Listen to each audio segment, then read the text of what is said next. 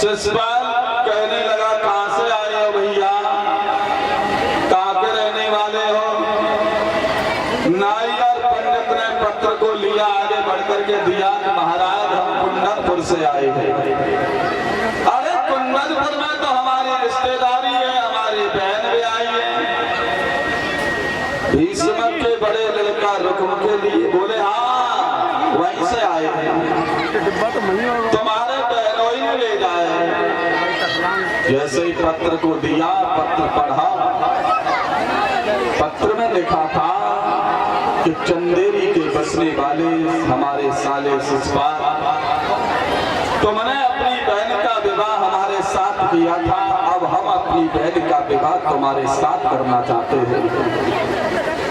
जैसे कुछ बने भैया निभा लेना, क्योंकि तुम बहुत बड़े राजा हो।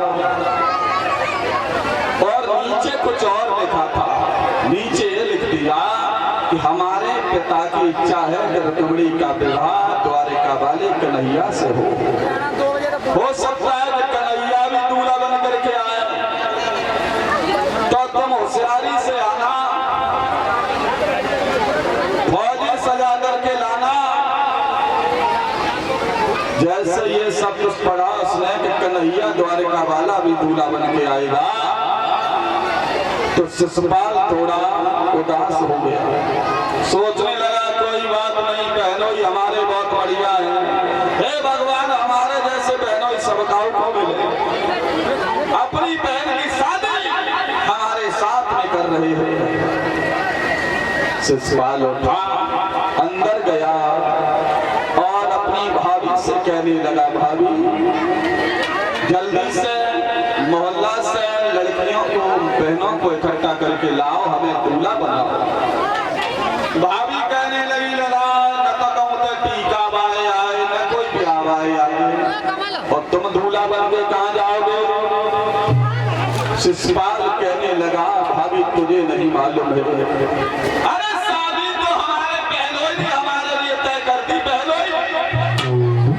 बोले बहनोई ने? बोले हाँ। कैसे मालूम है? अरे पत्र भेजा है हमारे लिए नाई और पंडित ने, हमें चिट्ठी दी है। शादी कहाँ से हो रही है? अरे तुम जल्दी से मोहल्ला से लड़कियों को इकट्ठा करके लाओ, मैं सब बता दूंगा शादी कहाँ से हो रही है।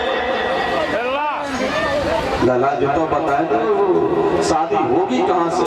अरे शादी कहीं से नहीं, कुंडलपुर के हमारे बहनों ये ना, उनकी बहन है रुक्मिणी, और रुक्मिणी की शादी हमारे साथ। अभी कहने लगी, पागल हो रही हो? पागल, तुम्हारी बहन की नंद और नंद के साथ में तुम शादी? बोले क्यों? अरे वो पूतनी होती है बहन की नंद, सम्मान के योग्य होती है, उसके साथ में रहता, तुम शादी मत करो। शिशुपाल कहने लगा, अगर ऐसे ही पूजनी देखी जाए, ऐसे अगर रिश्ते देखे जाए तो शादियां बंद हो जाएंगी। तुम तो ये चाहती हो कि हम शादी नहीं करें, कुआरे बने रहें। भाभी की बात आज आज शिशुपाल को अच्छी नहीं लग रही। शिशुपाल कहता है, भाभी ज्यादा विलंब मत करो, जल्दी से मोहल्ला से लड़कियों को इकट्ठा करके लाओ। तुम्हें नहीं मालूम है मेरी बहन की नंद रुक्मिणी इतनी सुंदर है, इतनी सुंदर है, अगर अंधेरे में आके बैठा दिया जाए अलग से चमक जाती है, बहुत सुंदर है। अगर रुक्मिणी आंगन में आ गई तो घर में दीपक जलाने की जरूरत नहीं पड़ेगी, उजाला ही उजाला हो जाएगा। आज भाभी समझाने लगी, लाला मेरी बात मानो, उस शादी में भगवान कन्हैया भी आएंगे, उनसे तुम्हारी पेश नहीं जाएगी। लाला भाभी के वचन सुनकर के शिशुपाल कहने लगा, तुम नहीं जानती हो भाभी, सुन भाभी के बहन जली तन ज्वाला, और मेरो का कर सके नंद को लाला। अरे वो गाय चराने वाला कन्हैया हमारा क्या बिगाड़ देगा? हमारे पास में बड़ी भारी सेना है, वो हमारा कुछ नहीं बिगाड़ पाएगा। भाभी तुम जल्दी से हमारे लिए लड़कियों को बुलाओ और हमें दूल्हा बनाओ। आज भाभी गई मोहल्ला से लड़कियों को इकट्ठा कर लाई घर में। शिशुपाल को दूल्हा बनाने लगी है। दूल्हा बना के जब तैयार किया है, सिर पर जब मोहर रखा, अरे हुआ क्या,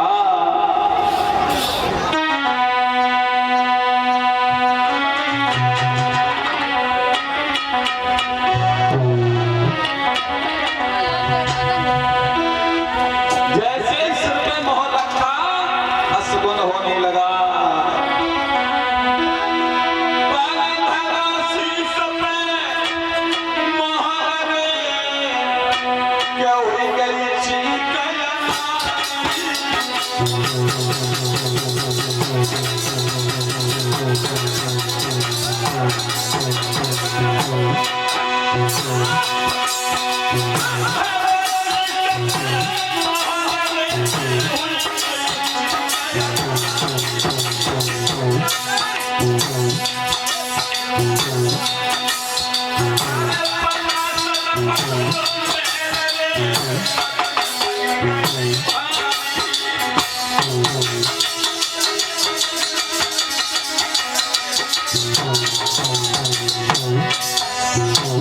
जैसे ही सिर पर मोहर रखा,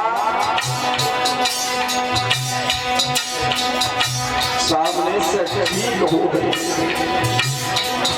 पटा से पैर रपट गया, शिशुपाल धरती पर गिर गया। लड़कियां हंसने लगी, शिशुपाल कहने लगा, लड़की बहादुर लोगों होते हैं, लड़कियां गीत गा रही हैं।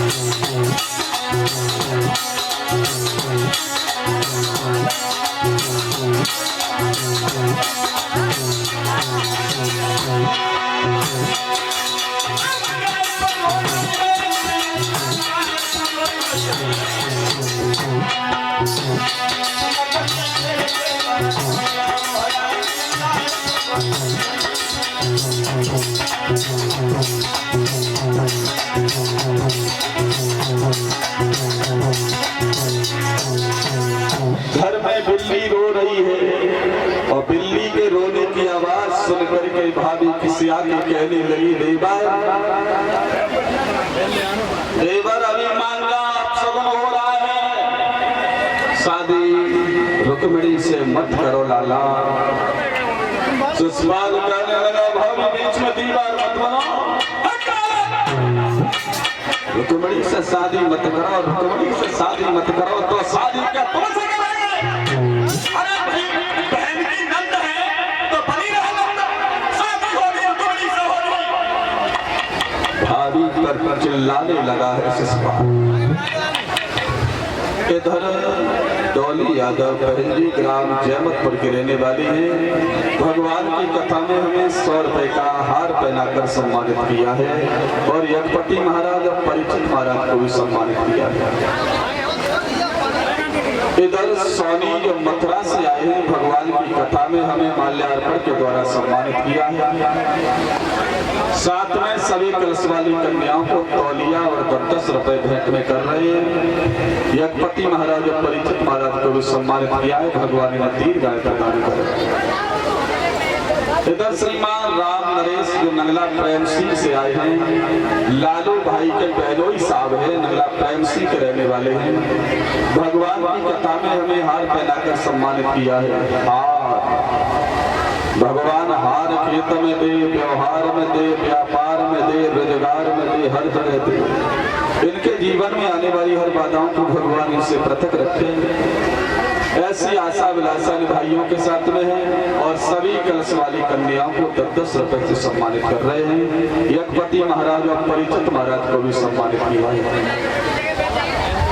आइए, जहाँ प्रसंग चल रहा था उधर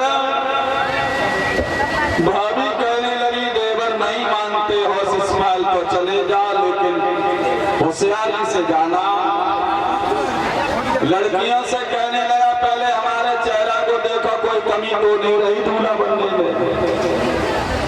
लड़कियां देखती हैं, कहती हैं हाथ में कंगन भी बंधा हुआ है, कपड़े भी ढंग के पहने हुए हैं, मोहर भी रखा हुआ है।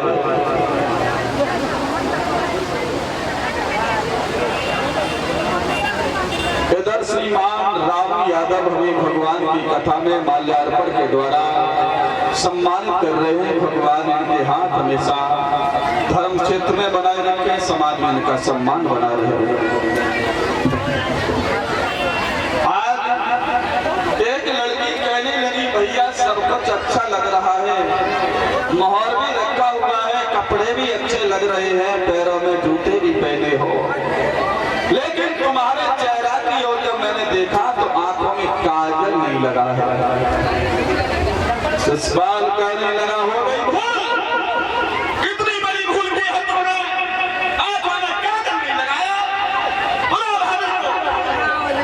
भाभी घर में भाग के गई, काजल की टिड़िया लेके आई। और आदमी देखा होगा कि जब दूल्हा सजता है तो भाभी घर में होती है, वो काजल लगाती है और मेघ मांगती है। भाभी आई है, काजल की डिब्बी लेकर के इस ससुराल के काजल लगाने लगी। और हुआ क्या रे, होना ही क्या था।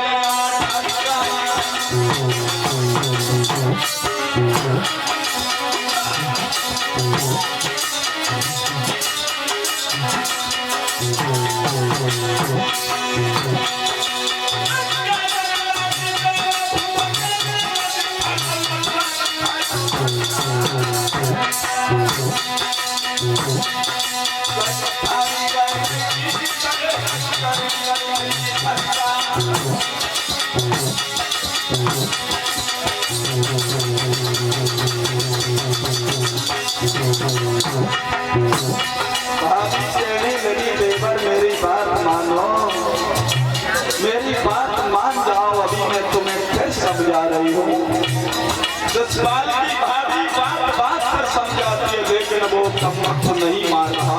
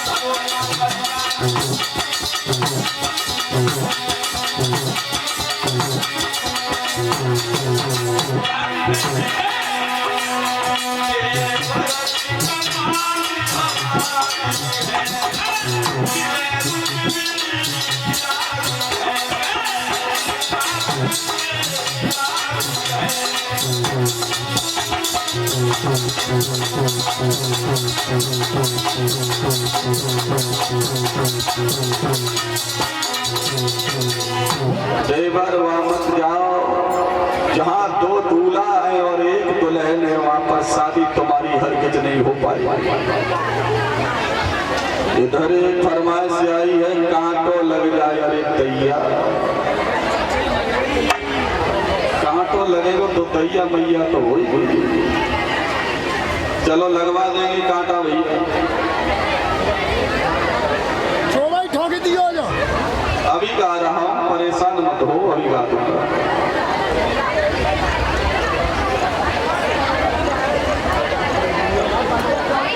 चलिए नहीं मानते हो तो कांटा अभी लगवा देते, हमारी बहनों की फरमाइश है।